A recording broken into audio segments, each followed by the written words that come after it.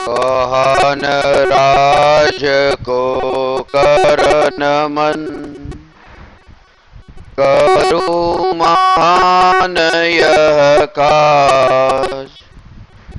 आत्मज्ञान की प्राप्ति हेतु मंगलमय सुख सार, मंगलमय सुख सार।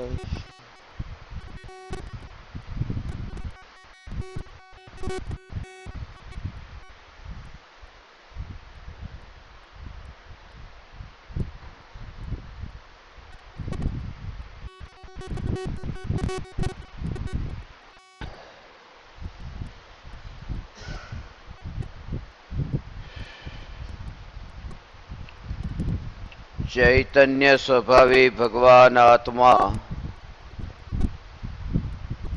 अनादि अनंत शुद्ध चैतन्य मात्र है, ज्ञान मात्र है। मैं शुद्ध चैतन्य मात्र, ज्ञान मात्र भगवान आत्मा हूं।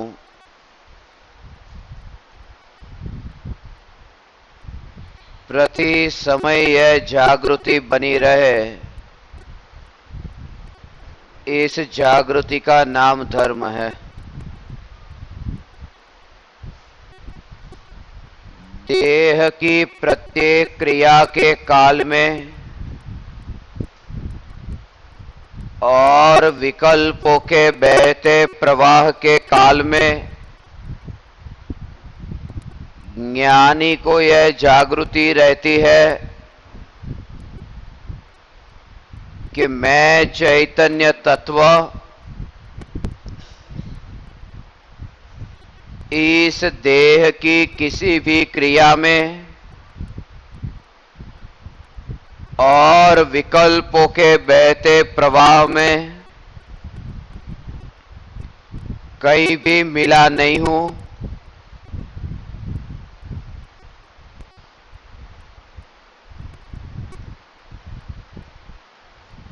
चैतन्य तत्व की आत्म जागृति, यह आत्म जागृति ही धर्म है। आचार्य कुंद कुंद देव द्वारा रचित प्रवचन सार ग्रंथ की 80वीं गाथा पर अपनी चर्चा चल रही है।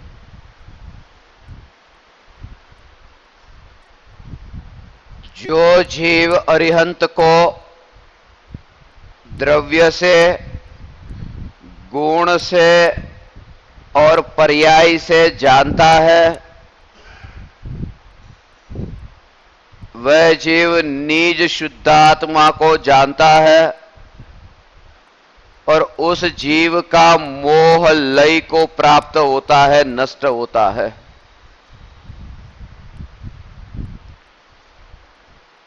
अरिहंत भगवान को द्रव्य से, गुण से और पर्याय से मात्र जानने को कहा है। साधक की जो साधना है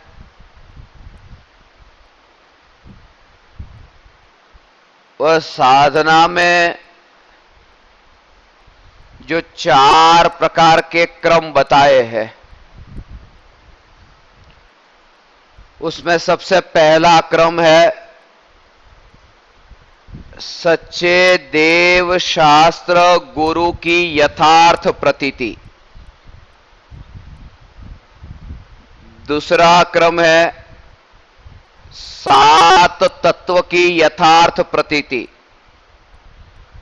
तीसरा क्रम है स्व पर का भेद विज्ञान और चौथा है निर्विकल्प आत्मानुभूति। ये जो 4 क्रम से गुजर के आत्मा आत्मा को जानता है, वो आत्मा आत्मा को जानता है, ये तो चौथा क्रम बताया। जब आत्मा का अनुभव होता है और आत्मा आत्मा को जानता है। मगर सबसे पहला क्रम यह बताया, सच्चे देव शास्त्र गुरु को यथार्थ रूप से वह मानता है, और देव शास्त्र गुरु की जो यथार्थ श्रद्धा है वो यहां सबसे पहले बताई, और उसमें भी ये बताया सच्चे देव को पहले क्रम पे लिया।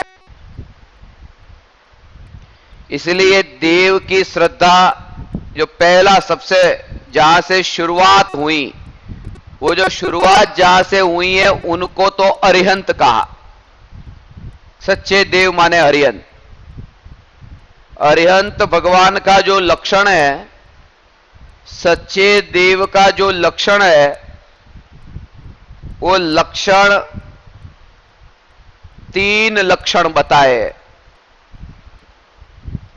जो वितरागी, सर्वज्ञ और हितोपदेशी है, वे ही सच्चे देव है।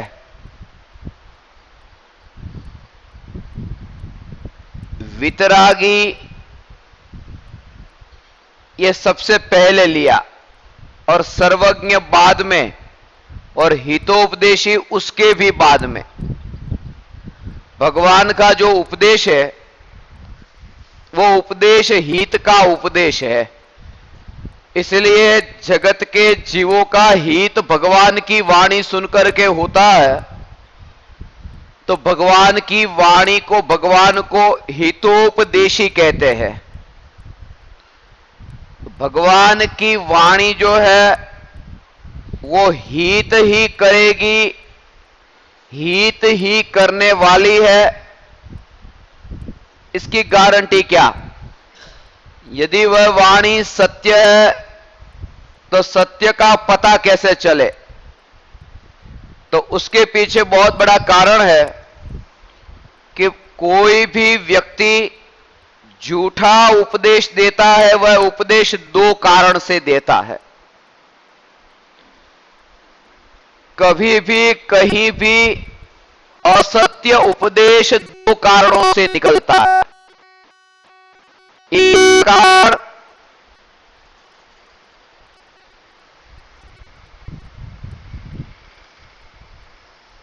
उसको किसी के प्रति द्वेष हो, राग हो, कोई ना कोई विकार हो, तो झूठा उपदेश निकल सकता है।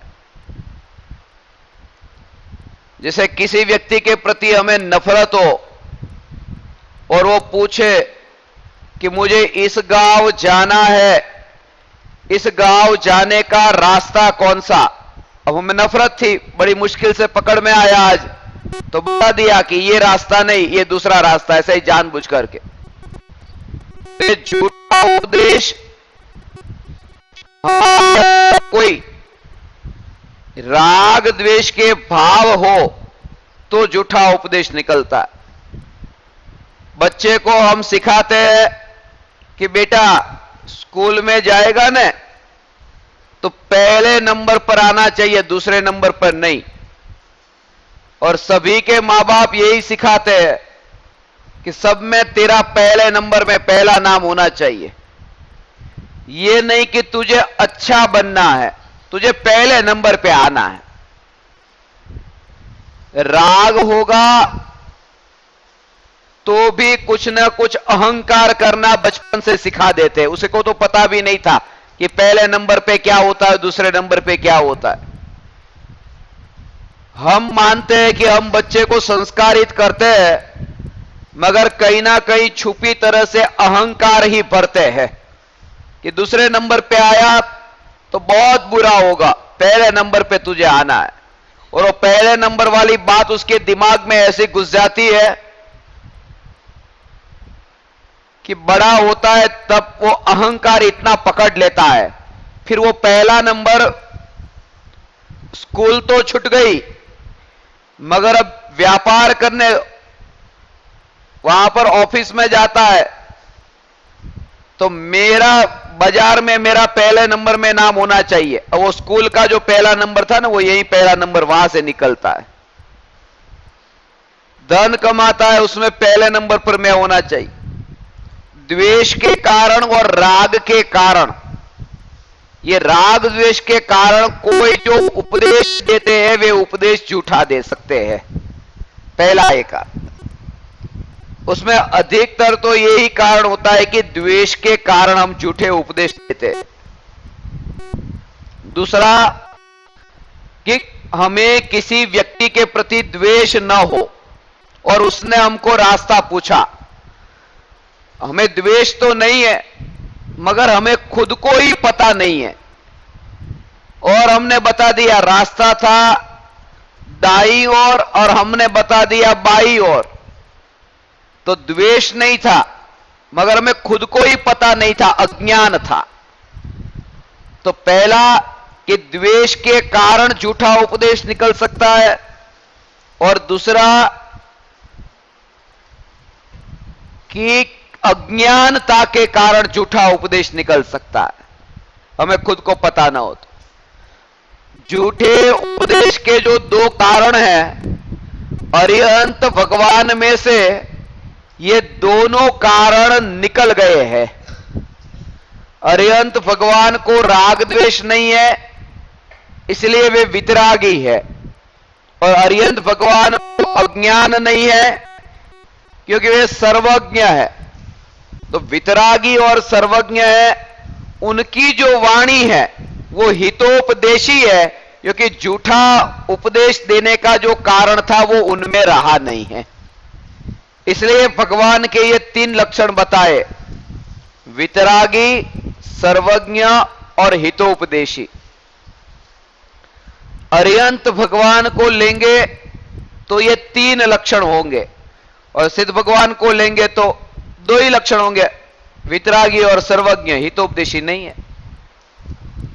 अब यहां अरिहंत भगवान का स्वरूप हमें समझाते हैं।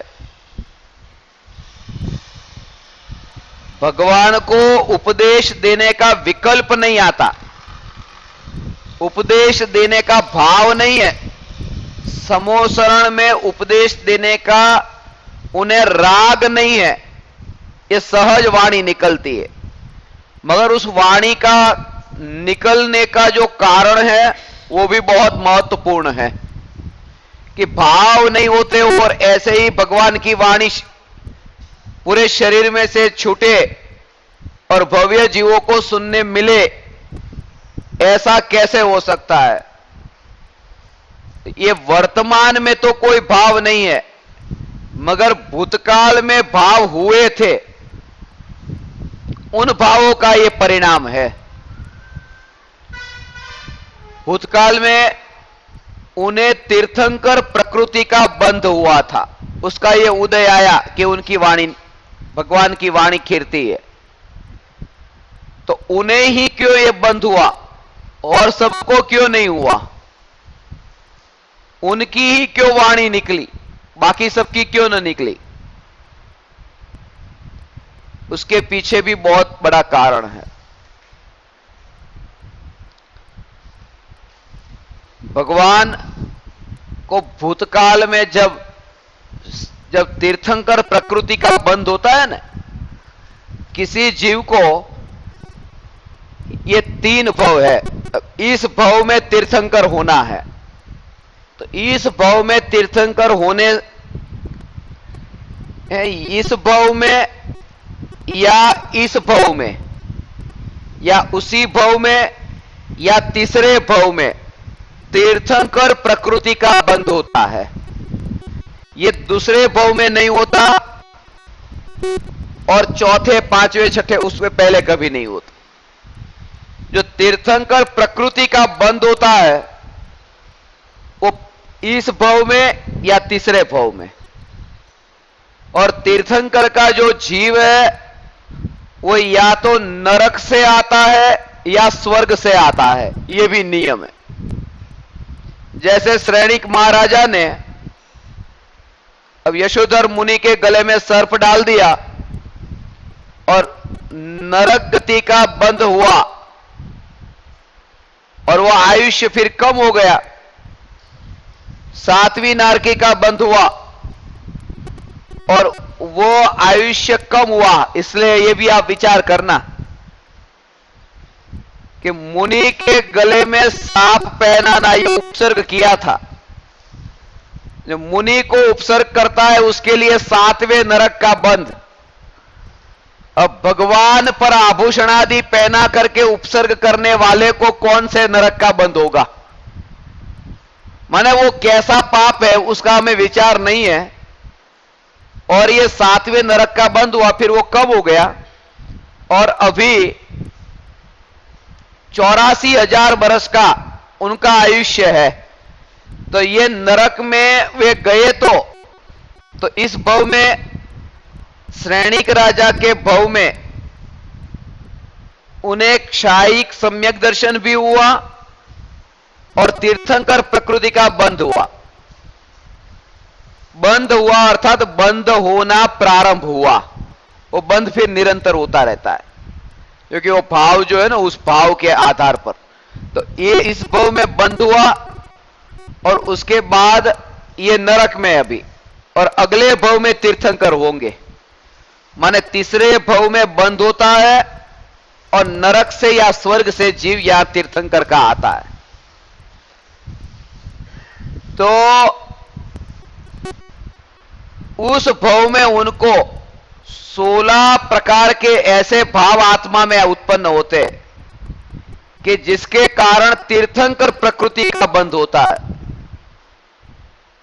वो भाव इस प्रकार के होते हैं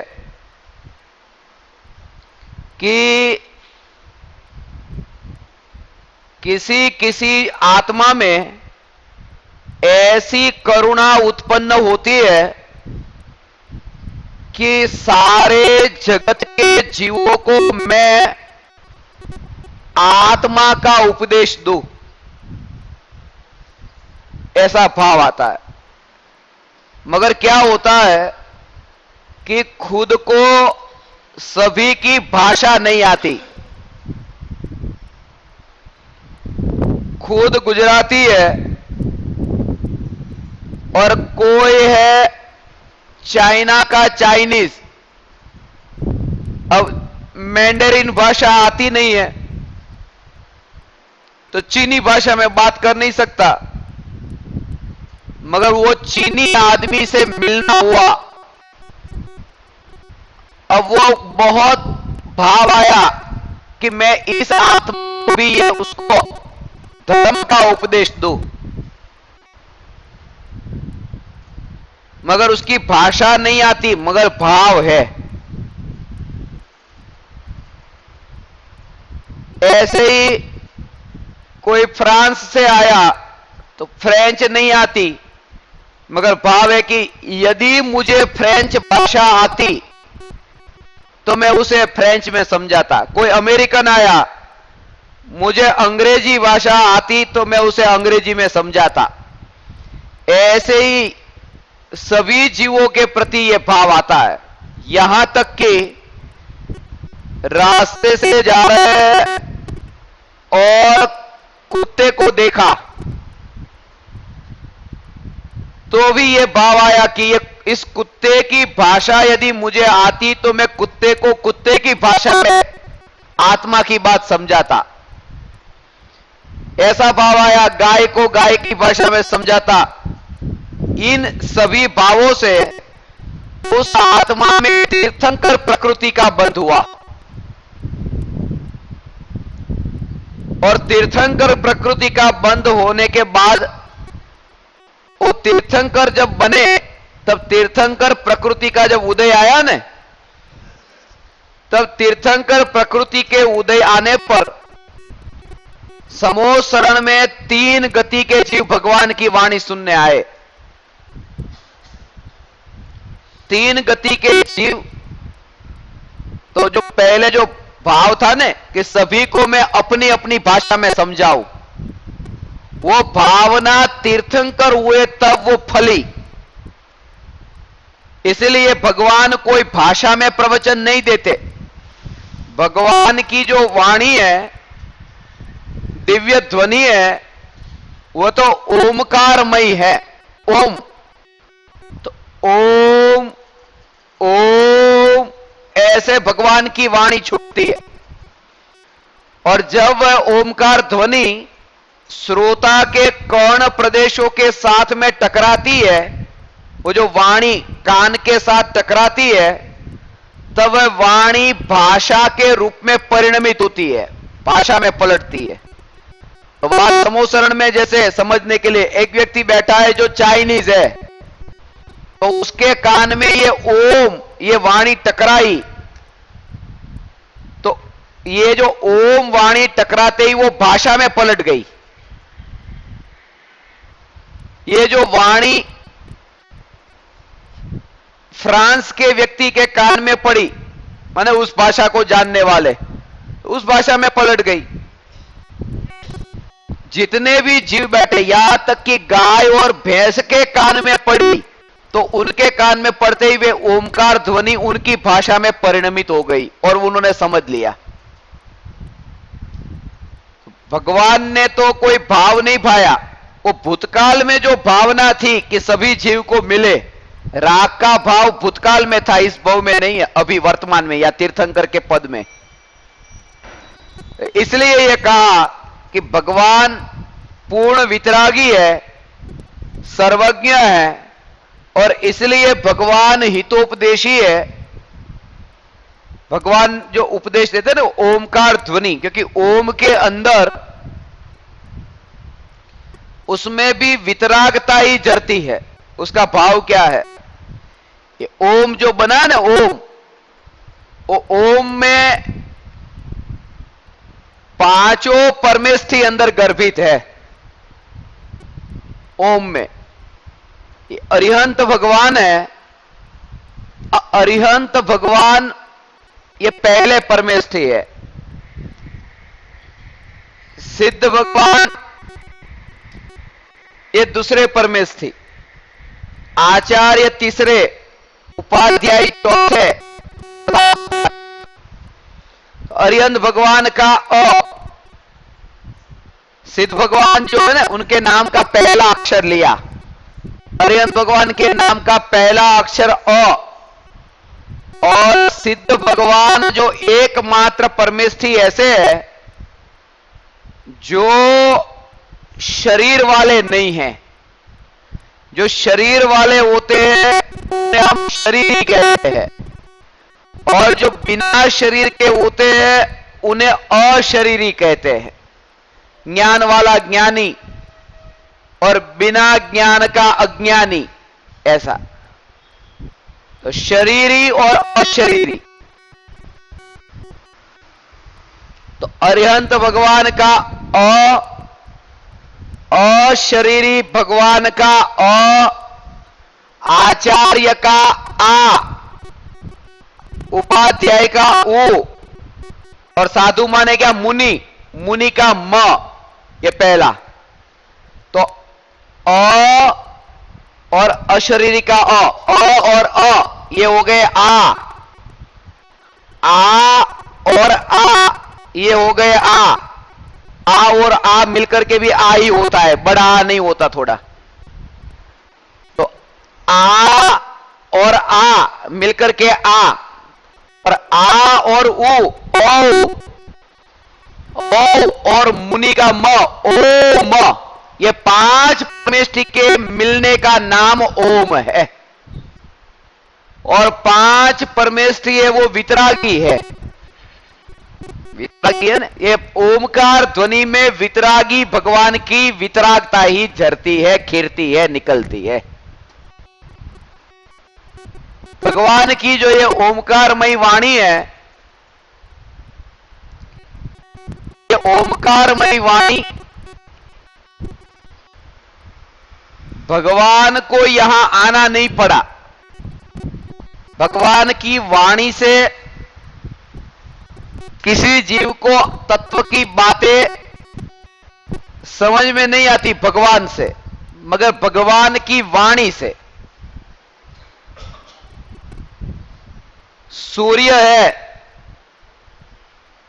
तो सूर्य जैसे रास्ता होता, रास्ते पर अंधारा हो, अंधेरा छा गया हो रात्रि के समय, तो अपन कहते हैं रास्ता बंद हो गया, रास्ता ऊपर से चला है वो नहीं, रात पड़ी गई। હવે ક્યાં સુધી નહીં ચલાય કે સવાર સુધી નહીં ચલાય? सुबह जैसे ही सूरज उगा तो सूरज ने रास्ते को दिखाया। सूरज की जो किरणें हैं वो किरणें रास्ते को प्रकाशित करती है। तो भगवान है वे सूरज है और भगवान की जो दिव्य ध्वनि है वे भगवान की दिव्य ध्वनि सूरज की किरण है। माने उसमें ऐसा कहा है कि हे भगवान, आत्मा की बात समझाने के लिए आपको तो कुछ करना ही नहीं पड़ता, आपकी वाणी ही कर देती है। रास्ते पर प्रकाश लाने के लिए सूरज को तो आना ही नहीं पड़ता, सूरज की किरणों से ही काम चल जाता है। ऐसा अरिहंत भगवान और मार्ग को बताते हैं। इसलिए लोग पूछते हैं ना कि धर्म को किसने बनाया, धर्म को किसने बनाया? रास्ते को कोई बनाता नहीं है। सूरज है वो सूरज रास्ते को बनाता नहीं है, सूरज उस रास्ते को बताता है जो पहले से ही था। अंधेरे के कारण दिखता नहीं था, सूरज की किरणों से वो प्रकाशित होता है। ऐसे ही मोक्ष का जो मार्ग है, मोक्ष मार्ग है, यह प्रकाशित होता है भगवान की वाणी से। इसलिए भगवान की विशेष महिमा वितरागी और सर्वज्ञ के साथ साथ हमारे लिए वो हितोपदेशी है। इसलिए हम अरिहंत भगवान को पहले नमस्कार करते हैं, वंदन करते हैं। अरिहंत भगवान जो तीर्थंकर भगवान है, जैसा कहा कि वे अपने दिव्य ध्वनि में वे जगत के जीवों को उपदेश तो देते हैं। भगवान की वाणी मुख्य रूप से मूल 18 महाभाषा में और 700 लघु भाषा में विभाजित होती है।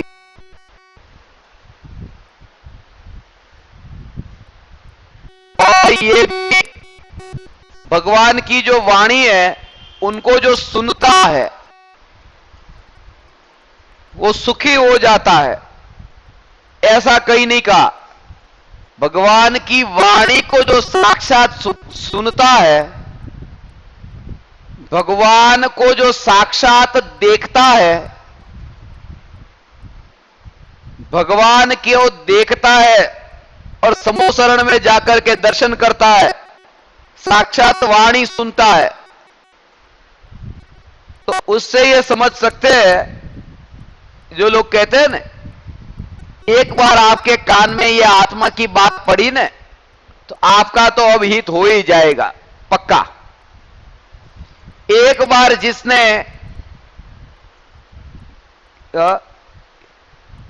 गिरनार चढ़ लिया, एक बार जिसने शत्रुंजय की यात्रा कर दी, बस उसका तो बेड़ा पार हो गया। 50 भव में, 40 भव में, 90 भव में, 99 भव में, वो ज्यादा लोग आप लोग जानते हो मेरे से, तो कितने भव में वो मोक्ष में जाएगा। मैं तो ये कहता हूं कि वो तो पहाड़ चढ़ा न, भगवान साक्षात थे, उनके दर्शन भी किए तो भी अनंत काल से परिभ्रमण नहीं छूटा। तब तक नहीं छूटता जब तक आत्मा स्वयं में स्थिर नहीं होता, जब तक नहीं करता, निज शुद्धात्मा की ओर यात्रा नहीं करता, वो असली तीर्थ है। क्यों? क्योंकि तीर्थ की यात्रा तो वह यात्रा है, यात्रा उसे कहते हैं जो कहीं पहुंचाने वाली हो। आप यहां बैठे हो और मैं आपको कहूं आप क्या कर रहे हो, तो आपने कहा हम यात्रा कर रहे, तो फिर मैं कहूं कि कहां से निकले और कहां पहुंचे। यहीं के यहीं पे तो बैठे हो, कहां यात्रा कर रहे हो? तो यात्रा तो उसका नाम है जो कहीं पहुंचाने वाली हो। हम जिसे यात्रा कहते हैं वो यात्रा नहीं है, क्योंकि यात्रा तो कहीं पहुंचाती है। हम जिसे कहते हैं वे यात्रा पहुंचाती नहीं है, वो तो भटकाती है। समेत शिखर जी की यात्रा की तो यात्रा करने से कोई कहीं पहुंचता नहीं है, भटकता है। कहां भटकता है? स्वर्ग में भटकता है, वो पहुंचता नहीं है। स्वर्ग से फिर मनुष्य में, मनुष्य से फिर तिर्यंज में, तिर्यंज से फिर नरक में, चालू ही चालू। ये भटकाने वाली है।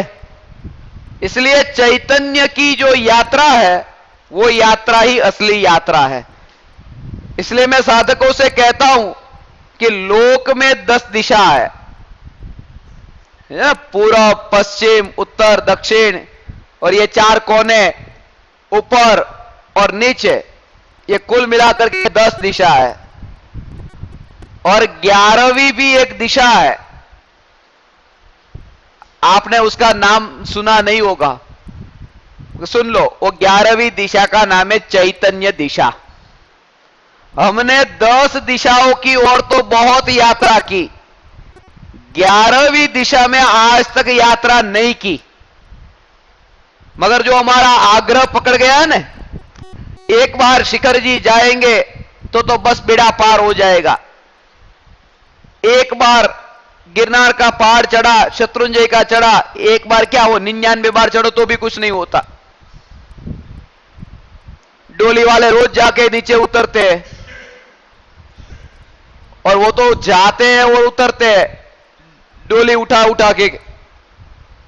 और दूसरे तो ठीक, जो कीड़े मकोड़े हैं वो तो वहीं पर ही जन्मते हैं, वहीं पर ही जीते हैं, और वहीं पर ही मरते हैं, और फिर संसार में भटकते हैं। इतना सब कुछ करने के बाद में क्यों परिभ्रमण नहीं मिटा? इसलिए नहीं मिटा क्योंकि आप तो वही के वही थे ना, आप कहां बदले? कोई व्यक्ति सुबह 7 बजे उठता है, अब उसने नियम ले लिया, अब मैं आज के बाद 7 बजे नहीं उठूंगा। तो कितने बजे उठेगा? अब तो 5 बजे उठूंगा। 5 बजे 2 घंटे जल्दी उठेगा। अब तो 5 बजे उठने का नियम। अब 5 बजे उठ के क्या करेगा? वही करेगा जो 7 बजे करता था, क्योंकि वो व्यक्ति तो वो का वही है ना, वो कहां बदला है? 7 बजे उठ करके व्हाट्सएप चेक करता था, 5 बजे उठ के करेगा। वो करेगा क्या? क्योंकि वो व्यक्ति नहीं बदला है, उसका समय बदला उठने का, उसका जीवन नहीं बदला, उसकी विचारधारा नहीं बदली, उसका लक्ष्य नहीं बदला, उसका पुरुषार्थ जो था वो प्रारंभ नहीं हुआ। तो कैसे वो 5 बजे क्या 3 बजे उठेगा तो भी वही करेगा जो 7 बजे करता था। और इसलिए ये कहा अपने को बदलो। तीर्थ की यात्रा करते हो, ये चैतन्य तत्व वास्तविक तीर्थ है। ऐसा नहीं है कि यात्रा नहीं करना चाहिए, यात्रा करना पाप है, ऐसा भी नहीं है। यात्रा करने का भाव ज्ञानियों को भी आता है, मगर ज्ञानी ऐसा मानते नहीं है कि यात्रा की तभी मेरा मोक्ष होगा, यात्रा करने पर मोक्ष होगा।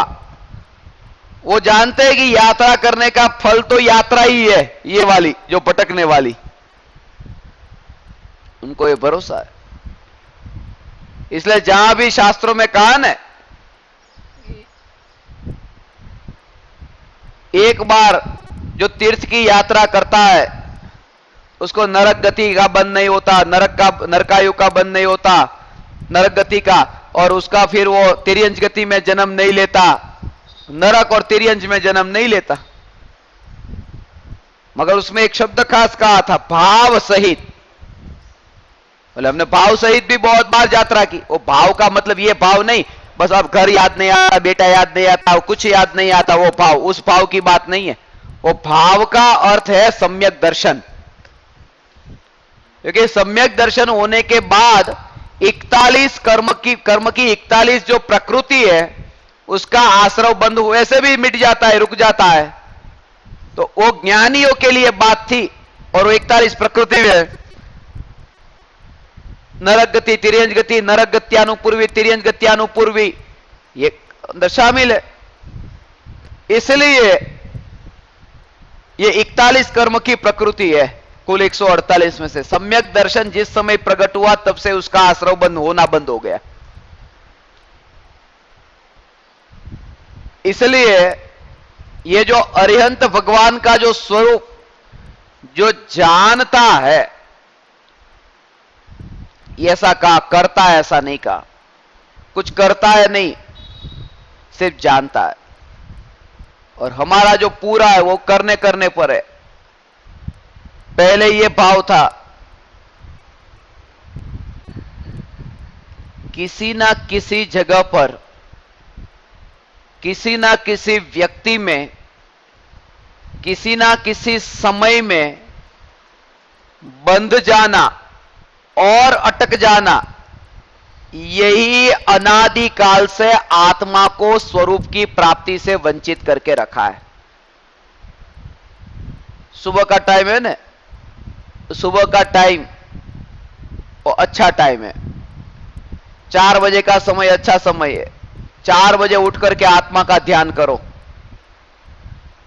4 बजे का समय जो है वो समय आपको यह कहता है कि ये अच्छा है या बुरा है। इसलिए हमारी जो धारणा बंधी हुई है ना, ये मार्ग ऐसा मार्ग है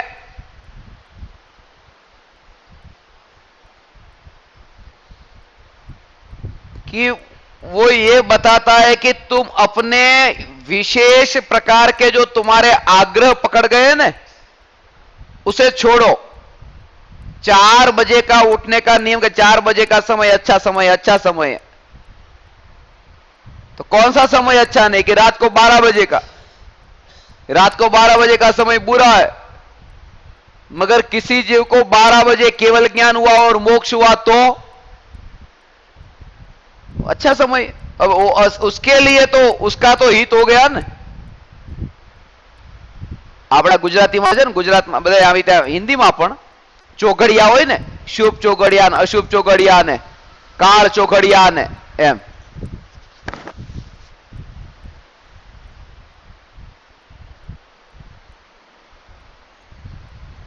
तो वो लोग बोलते हैं ये शुभ चौघड़िया अच्छा होता है, अशुभ बुरा होता है। प्रवचन सुनने जाना है, आज प्रवचन में क्यों नहीं आया? बोले अशुभ चौघड़िया चल रहा था इसलिए प्रवचन में नहीं आए, अशुभ चौघड़िया चल रहा था।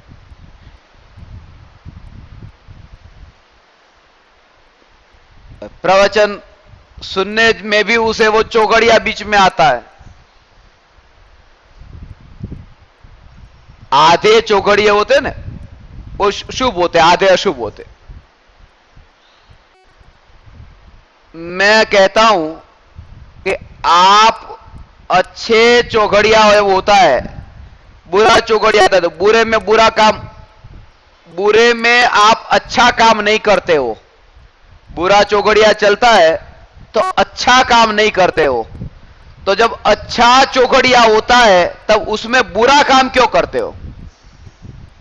जैसे बुरे चौघड़िया में अच्छा काम नहीं करते तो अच्छा चौघड़िया होता है उसमें बुरा काम भी नहीं करना चाहिए। और इतना भी यदि करेगा ने तो आधा टाइम तो बुरे काम से बच जाएगा। और इसीलिए महावीर भगवान का जो निर्वाण है वो इतना बड़ा प्रतीक है हमारे लिए कि अमावस के दिन उनकी मुक्ति हुई, मोक्ष हुआ। तो अमावस के दिन मोक्ष गए। वो ये बताते हैं कि बाहर की पूर्णिमा हो और कोई मोक्ष में जाए, चलो ठीक है, समझ में आता है। पर ये तो ये कि अंधेरा था और अंधेरा, घना अंधेरा,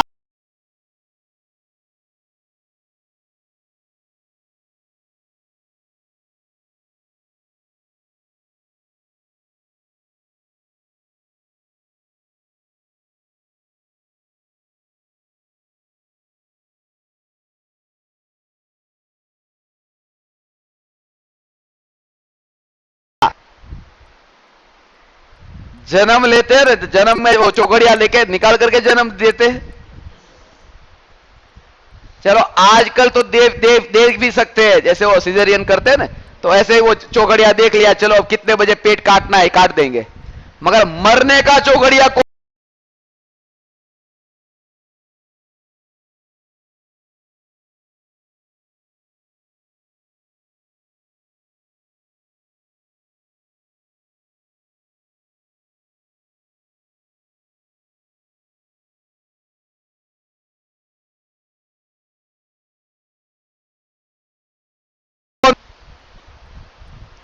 ये जो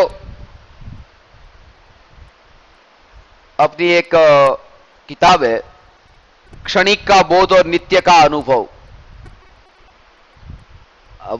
वो बहुत महत्वपूर्ण किताब है।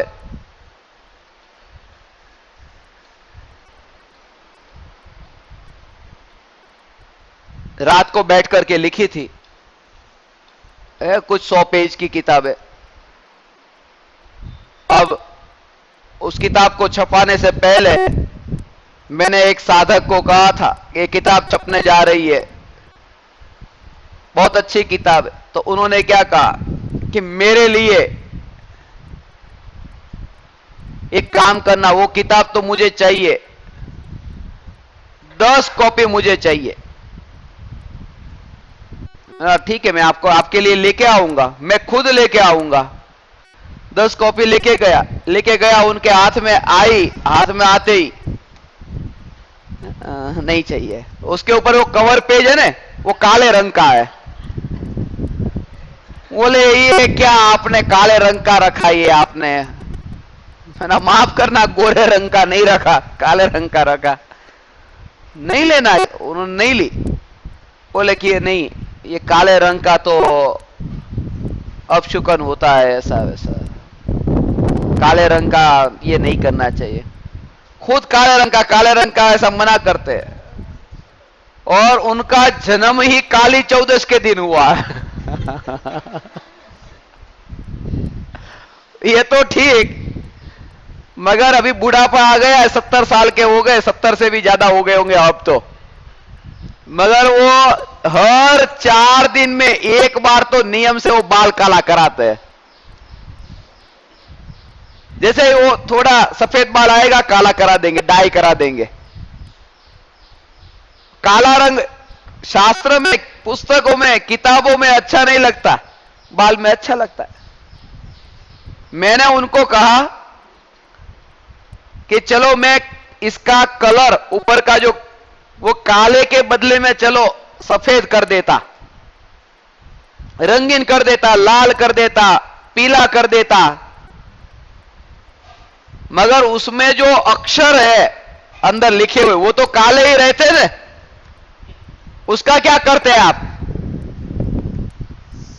तो बोले मुझे उससे भी थोड़ी नफरत तो है, काले अक्षर नहीं होने चाहिए, अंदर के अक्षर को भी रंगीन छपाना चाहिए।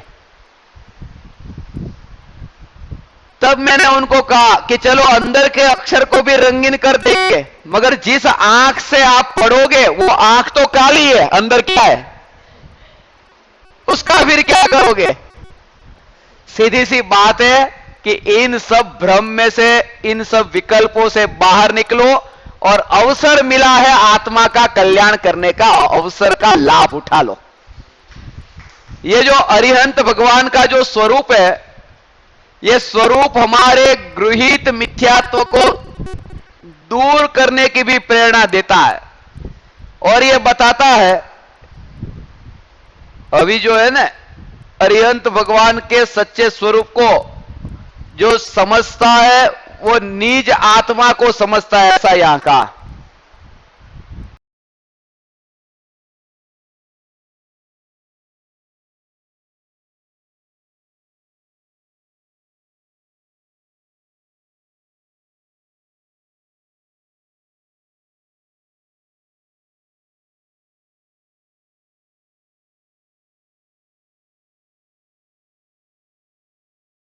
प्रकृति के जीव के लिए यह उपदेश लिखा है, और इसलिए एक बात आप समझ लो, ये जो गृहीत मिथ्यात्व होता है ना, ये गृहीत मिथ्यात्व चारों गतियों में नहीं होता। गृहीत मिथ्याओं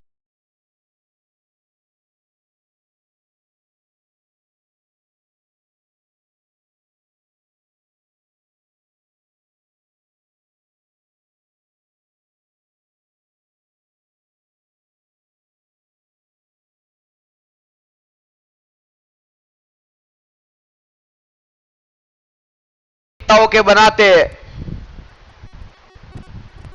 जो तिर्यंच है वो कहा रागी देवी देवता की पूजा करने जाते हैं, जो नारकी है वो कहा जाते हैं। वो जो सब ये गृहीत मिथ्यात्व का पोषण होता है वो मनुष्य गति के अंदर मनुष्य को होता है। और इसलिए ये कहा गृहीत मिथ्यात्व जो है वो गृहीत मिथ्यात्व किसी स्थान में नहीं होता। एक बात और ये भी अच्छी तरह समझना, गृहीत मिथ्यात्व किसी देवालय में नहीं होता, गृहीत मिथ्यात्व किसी धर्म स्थानक में नहीं होता, गृहीत मिथ्यात्व हमारे दिमाग में है। दिमाग का मतलब यह समझना हमारी श्रद्धा में है, हमारी मान्यता में है। और इसलिए आप कहीं पर भी गए दुनिया के अंदर और किसी ने कहा कि आपको गृहीत मिथ्यात्व लग गया, यही सबसे बड़ा मिथ्यात्व है। क्योंकि मिथ्यात्व था श्रद्धा में और वो मान के बैठा है जगह में, स्थान में। तुम रागी देवी देवताओं के मंदिर के पास से निकले, तुम्हारा गृहीत मिथ्यात्व निकल छुट, गृहीत मिथ्यात्व लग गया, तुम्हें गृहीत मिथ्यात्व का पाप लग गया, गृहीत मिथ्यात्व का पाप लग गया। रागी देवी देवता के वहां जाकर के यह है, उसका कारण बहुत समझने जैसा है।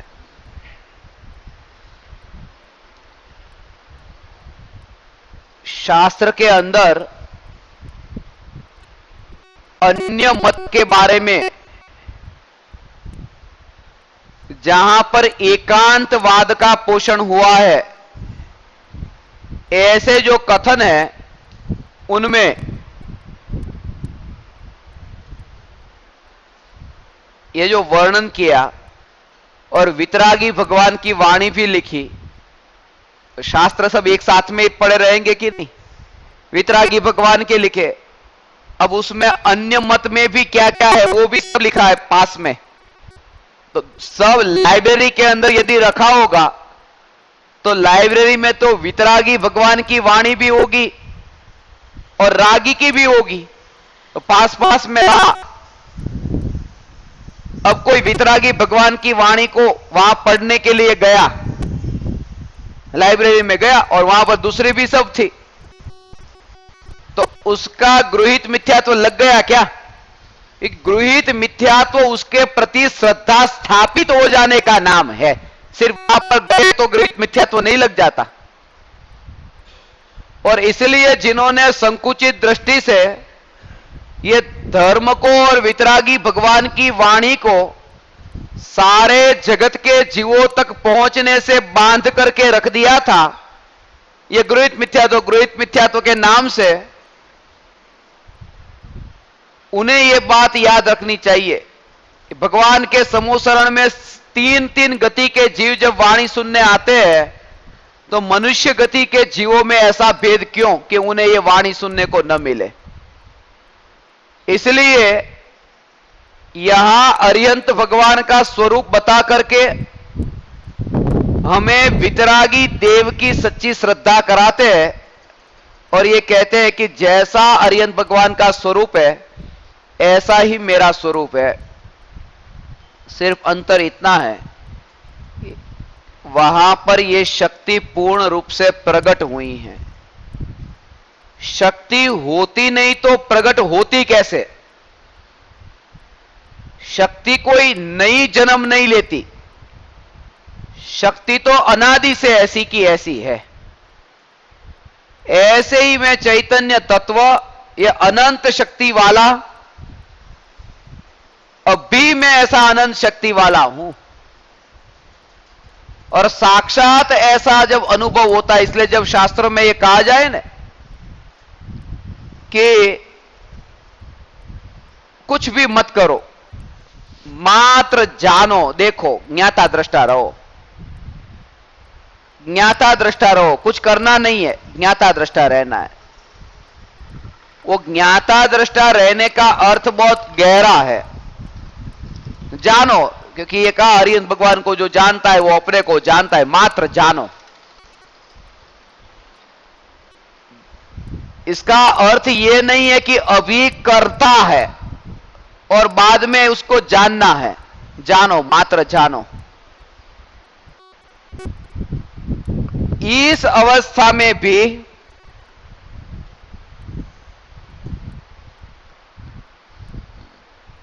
कर्ता मिटना है और ज्ञाता होना है, ऐसा नहीं है।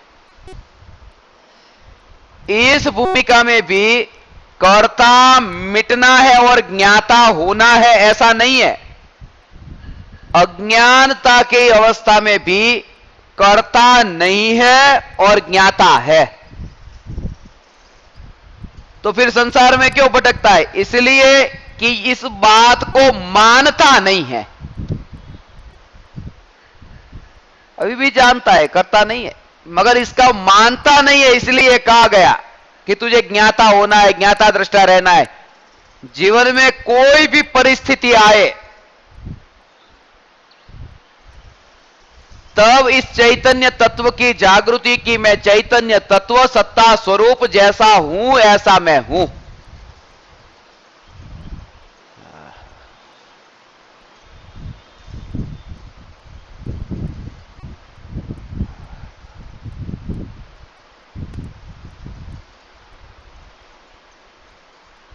प्रति समय स्वयं के चैतन्य सत्ता का यह बोध, स्वयं की सत्ता का बोध, ये सत्ता स्वरूप, ये टिक कर के रहने वाला जो ज्ञान, ज्ञान ही मैं हूं। अभी भी मैं करता नहीं हूं। विकल्प आत्मा में उत्पन्न होते हैं। ये विकल्प, ये संयोग, इनमें मेरा कुछ भी कर्तृत्व नहीं है। जिस गांव में, जिस घर में आपका, हमारा जन्म हुआ, उस गांव में जन्म लेने के लिए क्या किया? उस घर में जन्म लेने के लिए क्या किया? शरीर की जो रचना हुई, उस शरीर की रचना के लिए क्या किया? कितने भाव पाए?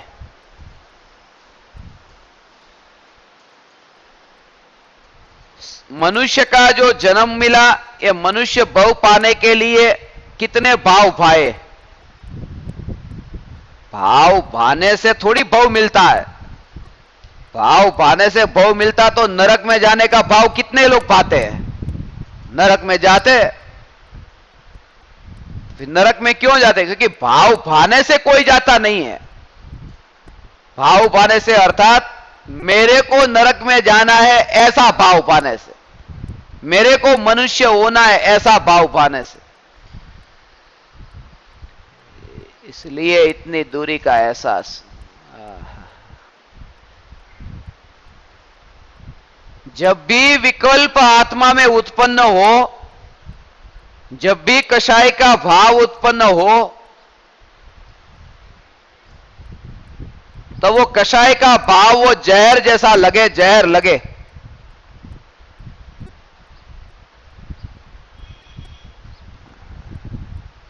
भाव उत्पन्न हो रहा है मगर स्वरूप की जागृति है।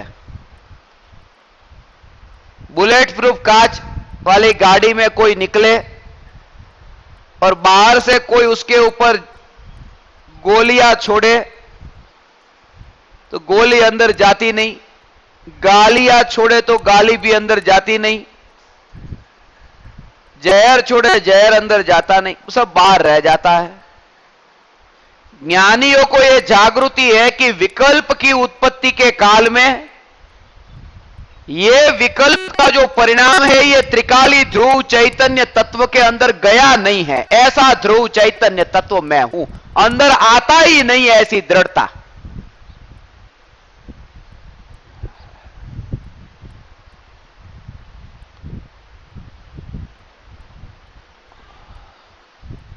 स्वयं को सुरक्षित माना, स्वयं सुरक्षित तत्व माना।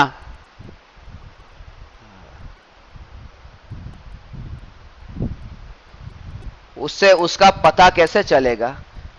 विकल्प सहज रूप से ऐसे मंद मंद मंद मंद विकल्प होते जाएंगे। कषायों की जो परंपरा है, कषायों की परंपरा लंबी नहीं चलेगी।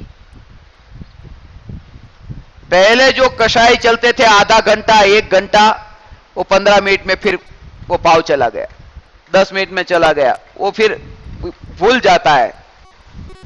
जो सालों तक वो याद रहता था कि उसने मेरे साथ ऐसा किया ऐसा किया, फिर वो भूलने लगता है। वो मापदंड है कि चैतन्य तत्व का चिंतन मात्र होने से ये कषाय के भाव इतने मंद होने लगते हैं। जब चिंतन से कषाय के भाव इतने मंद होने लगते हैं तो अनुभव से क्या होगा?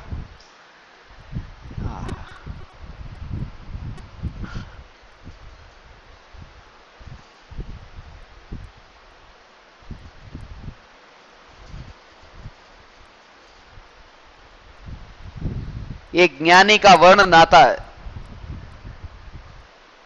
ये ज्ञानी ज्ञानी नहीं थे, अज्ञानी थे। पहले पहले अज्ञानी थे, अज्ञानी थे, मगर दुनिया वालों के सामने वे बताते थे मैं ज्ञानी हूं।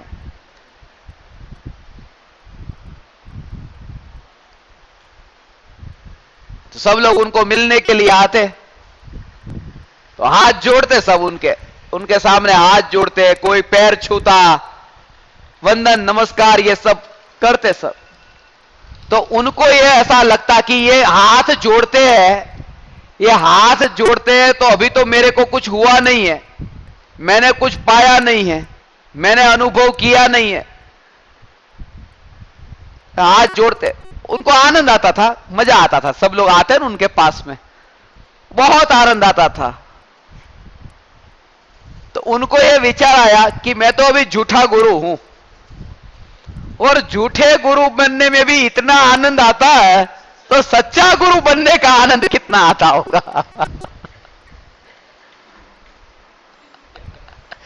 तब से उन्होंने सबको कह दिया कि मैं आज के बाद तुम्हारा गुरु नहीं। उन्होंने साधना की, उन्होंने पाया, और जो अतीन्द्रिय आनंद का अनुभव वो सच्चे ज्ञानी हुए। मगर पहले ये ऐसा विचार आया कि झूठे का आनंद इतना है तो सच्चे का कितना होगा।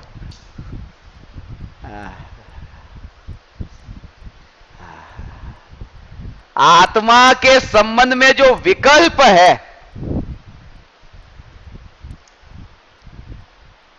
वो विकल्प का आनंद भी इतना आता है। वो आनंद इंद्रिय आनंद है, इंद्रिय सुख है, वो संसार में भटकाने वाला है। कौन सा आनंद?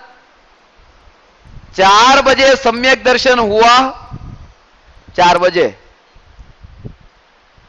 4 बजे सम्यक दर्शन हुआ, 4 बजे से पहले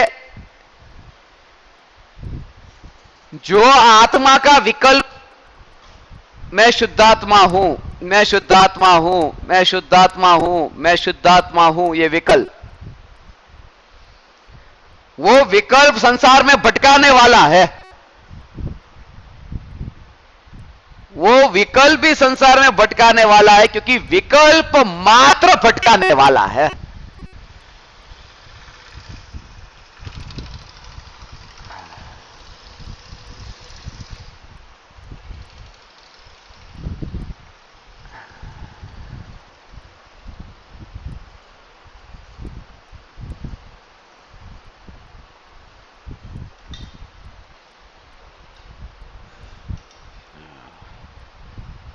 निर्विकल्प आत्मा की अनुभूति जब हुई, साक्षात चैतन्य तत्व की अनुभूति हुई,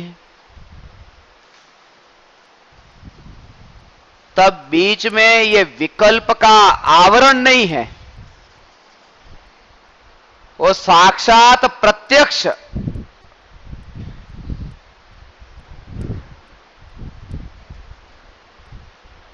उस पर्याय ने द्रव्य को जाना है।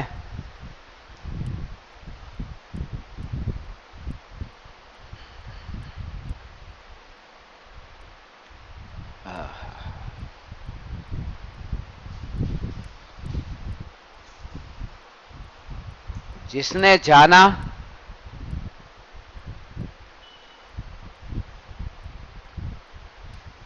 वो जानने वाला ज्ञान है। जानने वाला जो है वो ज्ञान है, उसका कार्य ही है कि जानना।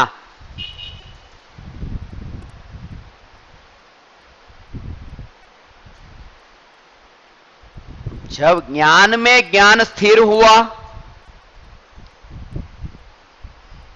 निर्विकल्प हुआ, अपना जो वैभव था अपना वैभव अपने में स्थिर हुआ, ज्ञान जो ढलता था, उपयोग ढलता था, टेबल को जानता था, कुर्सी को जानता था, टीवी को जानता था, ये ज्ञान जो जानता था,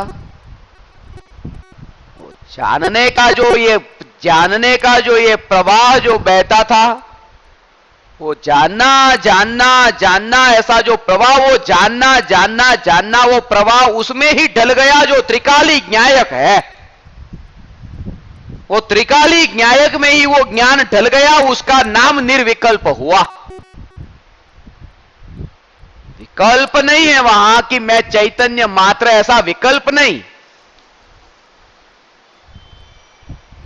चैतन्य हूं ऐसा विकल्प नहीं, मैं ज्ञायक हूं ऐसा साक्षात जाना, उसका नाम प्रत्यक्ष निर्विकल्प अनुभूति है, वो परोक्ष नहीं है। आत्मा की जो अनुभूति है वो अनुभूति प्रत्यक्ष अनुभव हुआ है।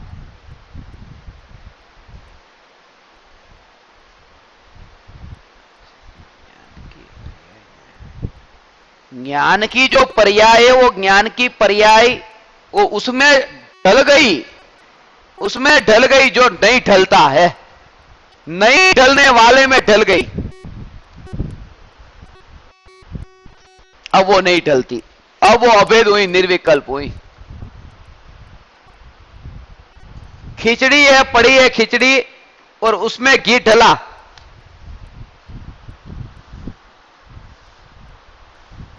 घी अभी यहां ऐसे ही गिरा तो इधर गया कहीं भी वो बह गया। घी ढल जाता है, जहां ढलान है वहां ढलता है, मगर खिचड़ी यहां है और खिचड़ी के अंदर घी गया, फिर अब वो घी ढलता नहीं, क्योंकि उस घी ने उस खिचड़ी का आश्रय लिया जो खिचड़ी ढलती नहीं है, अब वो घी ढलने वाला नहीं। ऐसे ही जो पर्याय, वो त्रिकाली ध्रुव ज्ञायक द्रव्य जो ढलता नहीं है, कहीं जैसा है ऐसा है, पर्याय जब उसमें ढलती है, उसमें ढलने के बाद वो पर्याय कहीं नहीं ढलती है, क्योंकि उस पर्याय ने उसका आश्रय लिया, उसका मतलब है निर्विकल्प हुआ, ये निर्विकल्प हुआ। ज्ञान का जो कार्य चलता था उसमें ही वो, ये ज्ञान जो है ना, ज्ञान का अभी कार्य चल रहा है,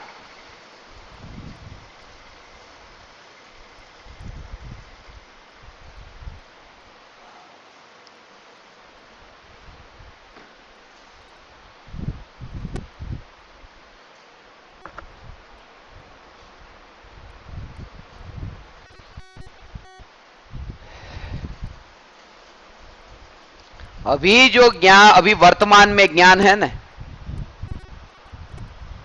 अभी जो ज्ञान है वो ज्ञान है, वो ज्ञान सम्यक ज्ञान की मिथ्या ज्ञान, अभी अभी तो मिथ्या ज्ञान है।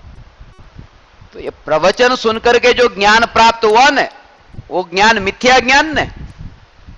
तो जितना भी जाना, अभी तक जितना जाना जाना जाना जाना जाना, तो वो सब ज्ञान क्या है? मिथ्या ज्ञान है। तो मिथ्या ज्ञान के ऊपर श्रद्धा करोगे न, तो सम्यक दर्शन होगा कैसे? अभी जो आप सुनकर के उठे और ज्ञान प्राप्त किया, वो तो मिथ्या ज्ञान है। और क्या कि उस पर श्रद्धा करो जो आपने सुना, मगर उस पर श्रद्धा करोगे तो मिथ्या तो ही होगा, क्योंकि मिथ्या ज्ञान में श्रद्धा करने से क्या होगा। इसलिए ये बात समझने जैसी है। यह ज्ञान का प्रकरण है। अच्छों को नींद उड़ा देता है, सोने वाले को जगा देता है और जागने वाले को सुला देता है। ऐसा भी करता है। कभी कभी किसी को ऐसा होता है, नहीं समझ में आता न तो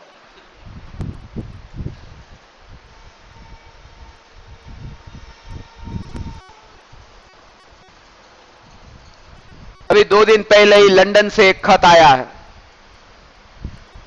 उन्होंने बहुत उपकार माना कि सचमुच आपका इतना उपकार। मतलब क्या हुआ, लाओ पढ़ता हूं।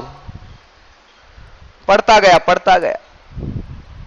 जो ज्ञान से ज्ञायक तक किताब है ना, पूरी दुनिया के अंदर हजारों लोग हजारों कॉपी उसकी डाउनलोड करते हैं। हिंदी में है, गुजराती में है, अभी अंग्रेजी में भी आएगी। वो ज्ञान से ज्ञायक तक, तो उनके पास भी पहुंची। बोले सचमुच मेरे पर इतना उपकार किया, इतना उपकार किया।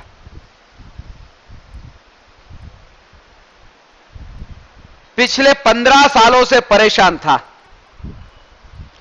15 सालों से रात को नींद ही नहीं आती थी, और अभी 10 बजे वो किताब में ऐसे खोल के पढ़ता हूं, 5 मिनट में नींद आ जाती है। 15 साल की मेरी बीमारी दूर हो गई। इसलिए मुझे विचार आया, ये नींद नहीं आती उन्हें नींद ला देता है, और नींद में होते उन्हें जगा देता है। मोह की नींद से जगाने वाला ये है ज्ञान से ज्ञायक तक, ये चैतन्य तत्व। ये ज्ञान का प्रकरण है। जो सुनने के लिए अभी बैठे, ये अज्ञान है, मगर अज्ञान में भी ज्ञान है, वो तो प्रकट है। जिसको हम अज्ञान कहते हैं, अज्ञान में भी ज्ञान है। वो पूरी तरह से उसको अज्ञान, मिथ्या ज्ञान कह के पूरी तरह से झूठा मत कह देना, वरना अभी जो ज्ञान में जानने में आ रहा है वो सब झूठा होगा। तो झूठे की श्रद्धा करोगे तो सम्यक दर्शन होगा कैसे? अभी जो ज्ञान में जान रहे हो, वो ज्ञान में जान रहे हो, वो ज्ञान सच्चा ज्ञान है, मगर सम्यक ज्ञान नहीं है।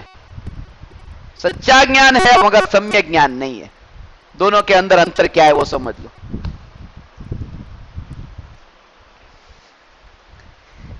ये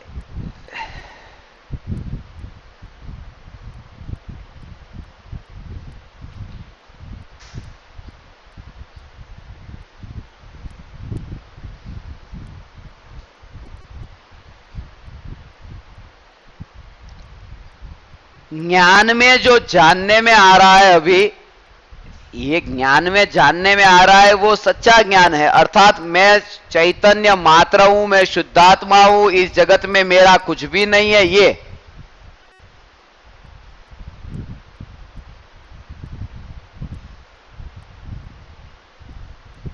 ज्ञान सच्चा ज्ञान है, मगर उसे सम्यक इसलिए नहीं कहा, उस सम्यक की मोहर इसलिए नहीं लगी क्योंकि सम्यक दर्शन के बिना जो ज्ञान और चारित्र है वो मिथ्या ज्ञान, मिथ्या चारित्र है। वो सम्यक दर्शन नहीं है, वो बताता है वो ज्ञान।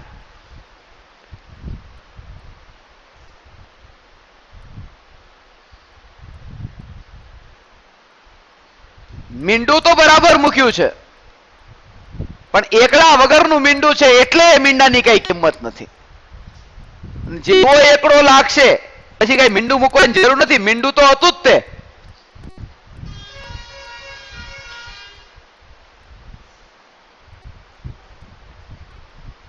इसलिए जो भी ज्ञान में जाना, वो जानते हो उसकी श्रद्धा नहीं है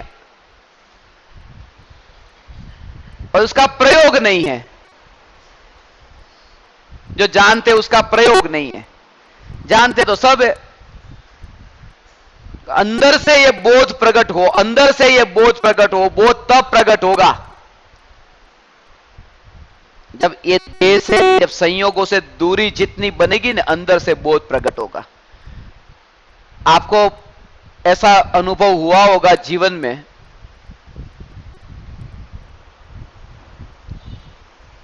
किसी दूसरों के वहां मौत होती है ना,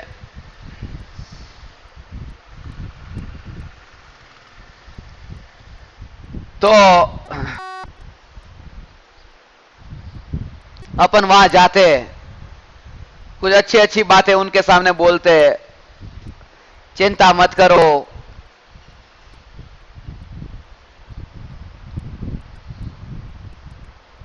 फिर आ બધું પૂછે કે શું થયું તું ભાઈને, શું થયું તું બેનને? એ કાંઈ નતું કે જો ને કે કાંઈ નતું, સવારે ઉઠ્યા, ચા પાણી પીધા, ફાફડા ખાધા, જલેબી ખાધી, દુકાને ગયા, વેપાર કર્યો, સાંજે ઘરે આવ્યા, પણ હું થયું તું એ બતાવ ને. એ બતાવશે નહીં છેલ્લે સુધી. પછી બધું બતાવે કે ભાઈ એમને છેલ્લે એટેક આવી ગયો, एटैक आ गई क्योंकि अच्छा के आ सत्य बात है, वो मेरे को याद आई, स्मरण में अभी आई, इसलिए बताता हूं। मैं जब छोटा था ना, तो एक भाई की पत्नी मर गई गांव में। 7-8 साल का वो था, तो वो भाई की पत्नी मर गई। तो भाई है ना, वो ऐसा, वो पत्नी की लाश वहां पर पड़ी है, वो भाई ऐसे रोते हैं, बहुत रोते हैं, ऐसे सिर पिट पिट के रोते हैं, अरे मेरी पत्नी चली गई, मेरी पत्नी चली गई। अब सब तो नरसिंह मेहता नहीं होते, भलू थयु भांगी जंजाल, वो तो रो रहे थे। बहुत मुश्किल है, हाँ? मेहता मिल जाते, नरसिंह मेहता नहीं मिलते।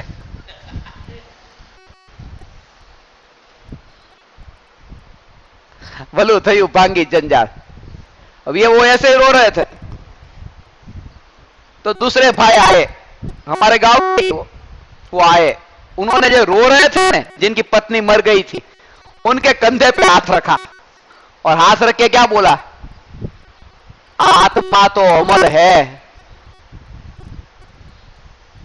मौत तो सबको एक दिन आनी है। ऐसी ऐसी बातें करने लगे ज्ञान की, तो मेरे को लगा ये ज्ञानी लगते हैं, कोई ज्ञानी लगते हैं ये पीछे जो है ना वो, मगर वो भाई सुन ही नहीं रहे उनकी बात को, वो कहां सुनेंगे।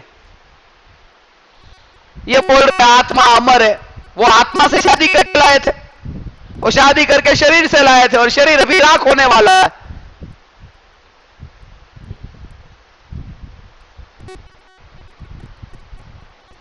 बड़ी बड़ी ज्ञान की बातें करते थे। 2 महीने बाद ऐसा हुआ कि जो ये बता रहे थे ना, उनकी पत्नी की मृत्यु हुई, उनकी पत्नी की मृत्यु हुई। तब मैं उनके वहां था, तो मैंने उनके कंधे पे हाथ रखा, मतलब चलो ट्राई करते, ज्ञानी होते तो कैसा लगता है। तो मैंने उसको कहा आत्मा तो अमर है, जो आता है उसको जाना है। तो उनको गुस्सा आया, उन्होंने, मैं तो 7-8 साल का, ऐसा धक्का दिया ना, पीछे भेज दिया मेरे को।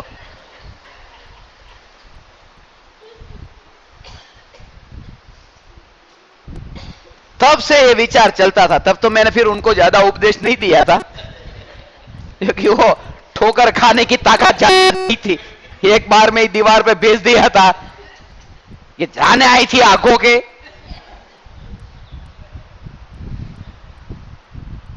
मगर तब मैंने एक बात सोची, तब से ये विचार चल रहा था। 7 साल का था, 8वीं साल चलती थी।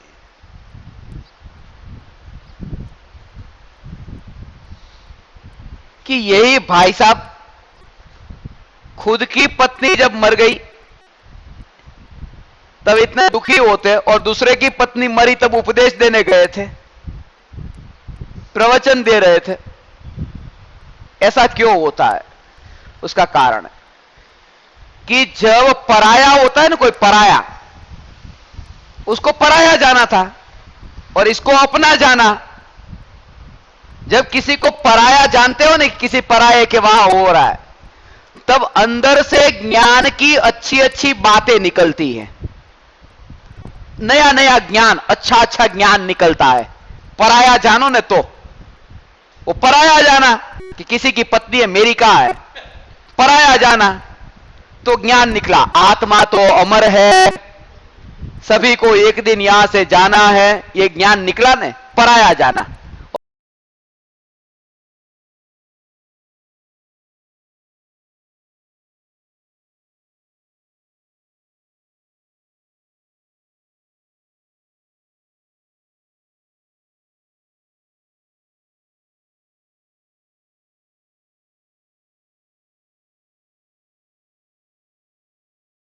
और उतना ज्ञान नया नया, क्योंकि दूरी से ज्ञान प्रकट होता है। तन्मय होकर के जो बैठता है पान भूल जाता है, बेहोश हो जाता है। इसलिए यह कहा कि इस देह की क्रिया के काल में ज्ञानी को यह जागृति रहती है। वो जागृति का अर्थ ही है कि दूरी रहती है।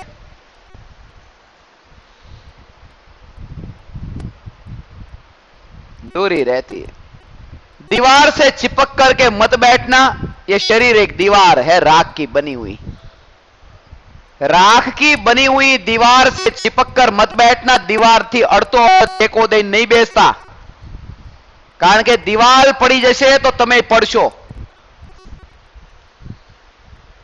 राख की दीवार से जो चिपक करके बैठता है, ये दीवार के गिरने पर वो खुद तड़पता है, दुखी होता है वो मरते समय। और जो दीवार से थोड़ा दूर बैठा है, वो दीवार गिर जाए मगर उसको कुछ नहीं होता, क्योंकि पहले से दूर बैठा था। और दूर बैठने का नाम ही धर्म है। अपने को शरीर नहीं मानना और आत्मा मानना, उसका मतलब है देह से, शरीर से दूर बैठना।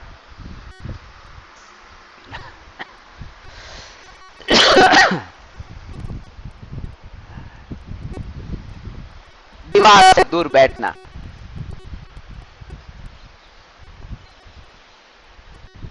जानने में आएगा, जानना स्वभाव है, ज्ञानियों को भी जानने में आता है। खिड़की है और खिड़की में वहां पे हाथ रखा है और जोर से खिड़की बंद कर दी किसने?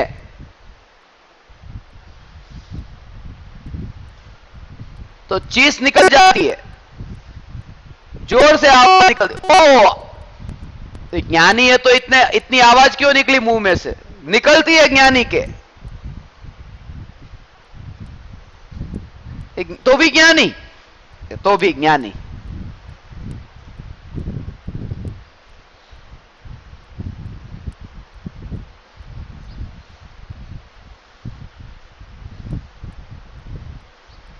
तो भी ज्ञानी।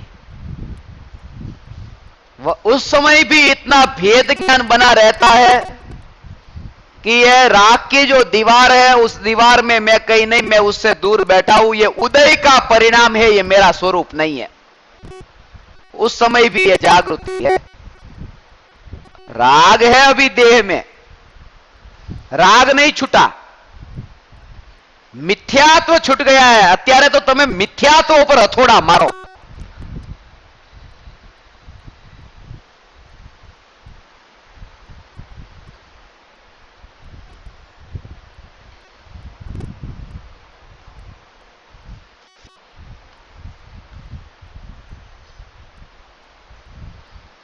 મિથ્યાત્વ ઉપર હથોડા મારો। આ હોમિયોપેથિક ની દવા હોય ને, તમને શરદી થઈ હોય ને તો એવી જ દવા આપે, ખાંસી થઈ હોય તો એવી જ આપે, ઉપરથી એમ જ લાગે એની જ ગોળી આપે, શરદી ખાંસી બધા માટે। સરકારી દવાખાનામાં છે ને અમને આ ધોળી ગોળી બધાને ખાંસી થઈ હોય તો ધોળી ગોળી આપી દે, ટીકડી. તાવ આવ્યો હોય તો એ જ, શરદી થઈ હોય તો એ જ, માથાનો દુખાવો તો એ જ. એક હોય નહીં, એમાં ફરક હોય. દેખાઈ શકે वैध जानता है क्या अंतर है.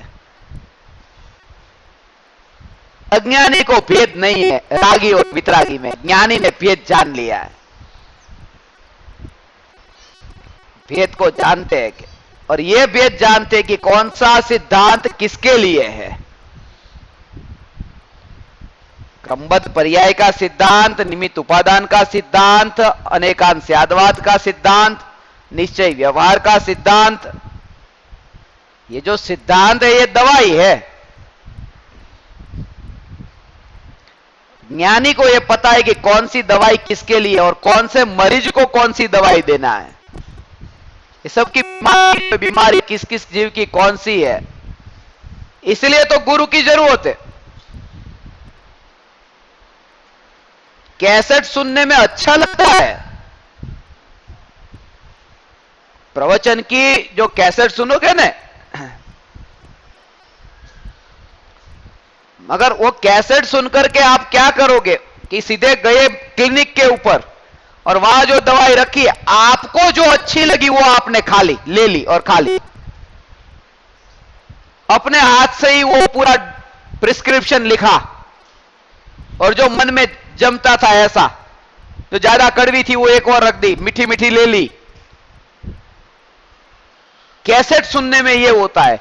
और प्रत्यक्ष सुनने बैठो तो ये ही गोली लेनी पड़ेगी, दूसरी नहीं मिलेगी. जा, और प्रत्यक्ष की कृपालुदेव ने इसलिए महिमा बताई कि वहां आपके हिसाब से दवाई नहीं मिलती, वो देंगे, वो लेनी है.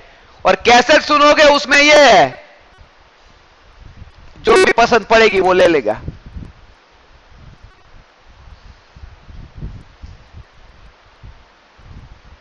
इसलिए तो कहा कि तीर्थंकर भगवान की दिव्य ध्वनि महावीर भगवान अभी परोक्ष में है ऐसा,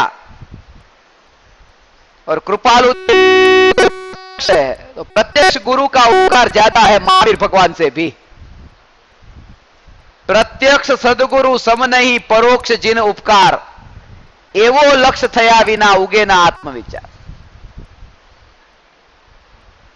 औषधि अपने हिसाब से मत लेना.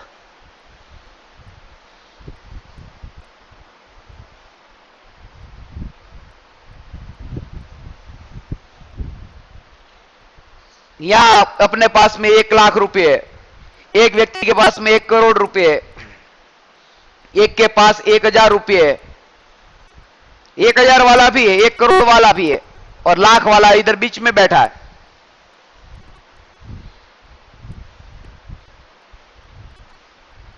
उसके सामने गया, बोलता है प्रत्येक आत्मा एक समान है, हर एक आत्मा एक समान है. वहां वो बात घटित कर दी, निश्चय. इसके पास गया, मैं तेरे से बड़ा हूं, तू मेरे से छोटा है. व्यवहार तो होना चाहिए ना छोटे बड़े का. व्यवहार से तो भेद है ना कि मैं लखपति हूं, तू हजारपति है. वहां व्यवहार घटित किया, वहां निश्चय घटित किया. जहां मन में पड़ लगा ऐसा घटित कर दिया, और ज्ञानी की वाणी को जहर बना दिया. इसलिए प्रत्यक्ष में हथौड़े पड़ेंगे, झटका लगेगा, अहंकार मिटेगा. क्योंकि अहंकार पर हथौड़ा पड़ेगा नहीं तब तक टूटेगा कैसे.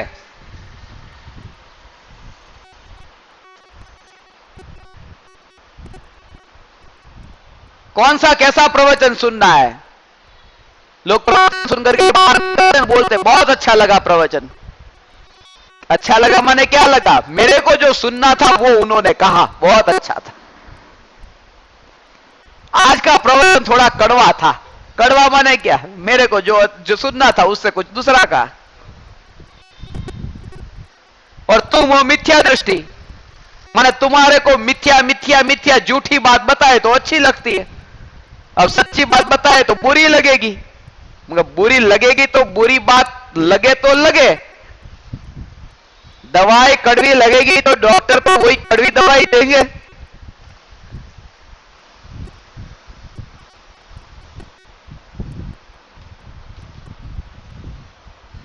जानता है, करता नहीं है ज्ञानी।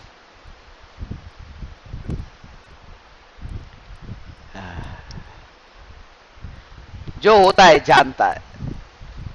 अरिहंत को जानता है, जानने में कोई दिक्कत नहीं है।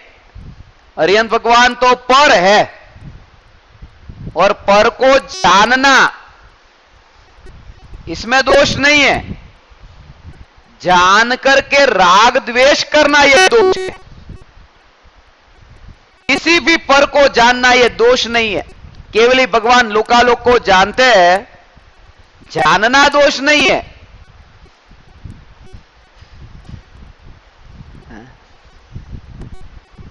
राग द्वेष करना यह दोष है। इसलिए भगवान सर्वज्ञ तो है मगर राग द्वेष नहीं है, इसलिए वितरागिक है। आत्मज्ञानी को आत्मज्ञान जो प्रकट हुआ है वो और कुछ भी नहीं है, केवल ज्ञान की तैयारी है। एक व्यक्ति ने आपकी निंदा की, बहुत निंदा की, तो अभी निंदा वो कर रहा है, वो आपके जानने में आ रही है कि नहीं निंदा? क्या करना? ये जब केवल ज्ञान होगा तब तीनों कालों में होने वाली, तीन लोक के सभी जीवों के द्वारा होने वाली निंदा ज्ञान में जानने में आएगी कि नहीं?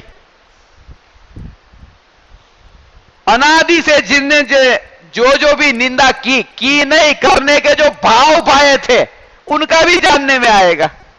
जो बाहर को अच्छे वो के बैठे थे,